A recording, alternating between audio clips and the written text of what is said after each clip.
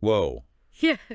I am still processing our last deep dive into Greenwood's believing unity, Yeah. especially that wild concept of being from chapter 1. It's a lot to think about. Existence and non-existence as like two sides of the same coin. Right? Like this ultimate unchanging reality that encompasses everything is being, as Greenwood puts it. And it turns out that whole being thing is super important for wrapping your head around what Greenwood's getting at in Chapter 6, Consciousness. Oh, definitely. Because hold on to your hats, folks. Yeah. He's saying that consciousness is not just some byproduct of our brains, Yeah. but something way more fundamental. Like tied into that very essence of being we were just talking about. Exactly. Yeah. So how does he even start to unpack that? Well, he starts by addressing the big question that I think everyone's thinking. Oh. How do we explain how consciousness, actually arises from physical matter? Yeah, it's the classic mind-body problem, right? Right. Science can map out the brain. We can watch neurons firing. But that doesn't tell us how those electrical signals become the feeling of joy or the experience of seeing blue. Greenwood even brings up that philosopher, what was his name? Thomas Nagel. Yeah, Thomas Nagel. And his bat analogy That's a good one. to try to get this point across. What is it like to be a bat? Yeah. Have you ever thought about that? All the time. Me too.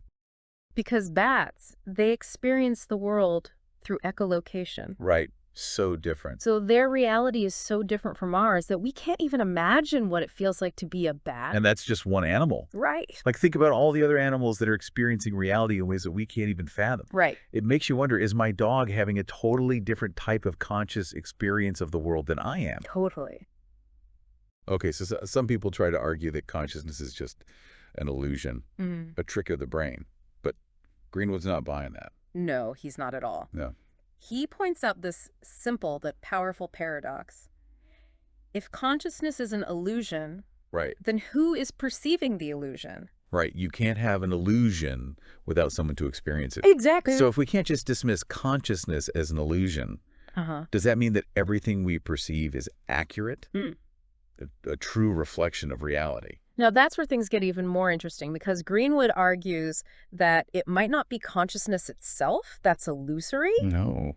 but our experience of the world, our senses, they limit what we can perceive, right? And so they create this specific kind of reality based on what we can see, hear, touch, taste, and smell. So you're saying that what we perceive as reality is actually just a product of our human sensory system?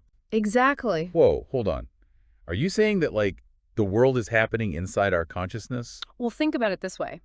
Greenwood uses a really powerful analogy to explain this. Okay. He compares the relationship between the body and consciousness to the sun. Okay. So we tend to see the sun as this independent object, Right. a giant ball of fire in the sky. Yeah, a separate entity that just blasts out light and heat. Right, exactly. But Greenwood points out that the sun is actually made up of the same stuff as its surrounding environment. Oh. It's not truly separate. Right. It's just like a concentrated form of the same energy and matter. So what we perceive as the sun's actions, producing light and heat, are actually the actions of the environment itself. Oh. Just happening in this very specific way. Okay. I think I see where you're going with this. Yeah. But how does this sun analogy relate to consciousness in our bodies? Well, just as the sun is not truly separate from its environment, our bodies are not separate from the universe. We're made of the same stuff, the same being that Greenwood keeps talking about. Okay. And our actions are essentially the actions of the universe. Right. Expressing itself through this specific form, this collection of matter we call the human body. So we don't produce consciousness. Your consciousness. You got it. Just like the sun doesn't produce light and heat. Right. Yet is light and heat. Exactly. Oh, okay. And that leads to another really interesting point that Greenwood brings up, this idea about the illusion of separation. Yeah. Greenwood argues that this feeling of separateness, Mm-hmm. this idea of me at the center of our experience, is actually something our brains just make up. So it's like a simulation of self. Yeah, exactly. Mm-hmm. We're like the wave thinking we're independent, but we're really just part of this bigger ocean of being. Of consciousness, yeah. Consciousness. That's the idea. It arises from the ocean, exists as part of the ocean, and eventually goes back into the ocean.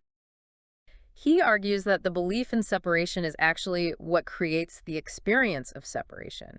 It's like a self-fulfilling prophecy.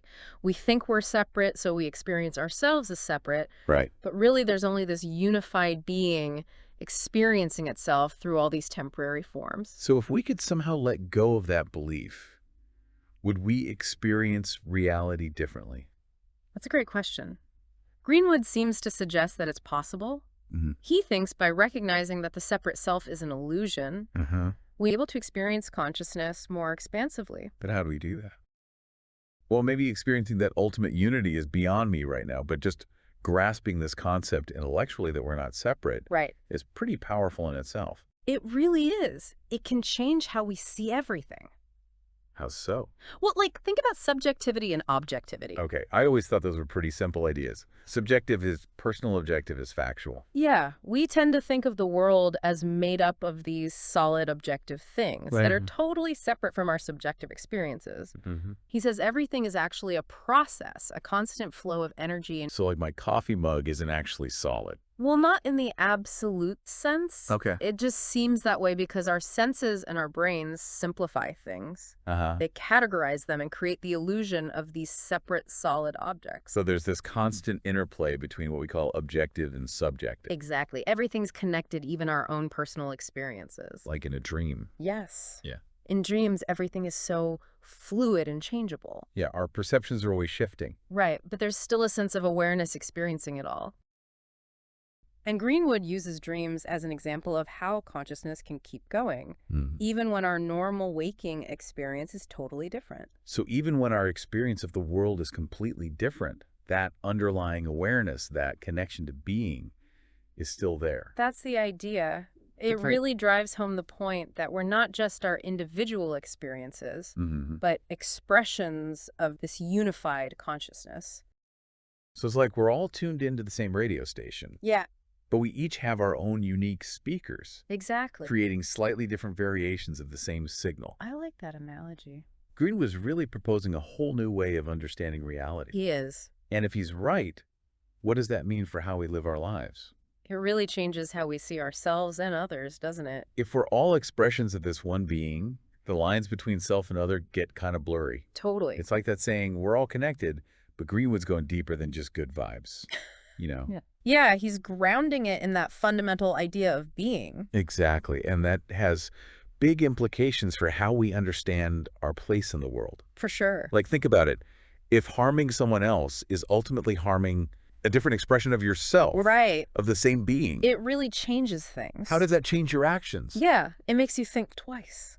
Yeah, and like taking care of the planet Right. becomes an act of self-care Exactly. because we are the planet, just experiencing itself in all these different forms. That's a whole new perspective. Greenwood's ideas can actually change how we live our lives. They can. It's not just philosophy, it's a call to action. It is. Like, our choices matter.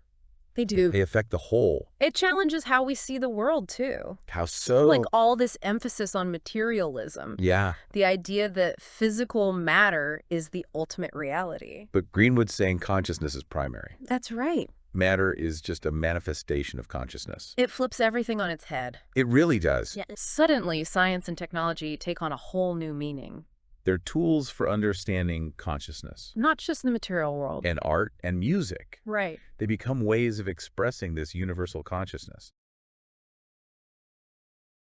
This deep dive has been like looking through a kaleidoscope. I like that. We started with this idea of being, Yeah. and now it's coloring everything. How we see ourselves. How we see reality. Everything. It's a journey Definitely. with moments of awe and confusion. And moments where you just have to pause. I think I'm at a pause moment right now. This whole idea of unified consciousness. It's a lot. It is. Mm. But I feel like I've glimpsed something really profound. Me too. A deeper understanding of who I am and how I fit in. That's the beauty of exploring these big ideas. It's not about finding all the answers. It's about expanding our awareness Asking new questions. and seeing something bigger than ourselves. So for everyone listening, sit with Greenwood's ideas. Let them sink in. Revisit your own experiences and see what resonates. See what comes up. Maybe this deep dive sparked a new way of seeing the world. Maybe it's just the beginning. Keep questioning Keep seeking and keep diving deep. into the mysteries of existence.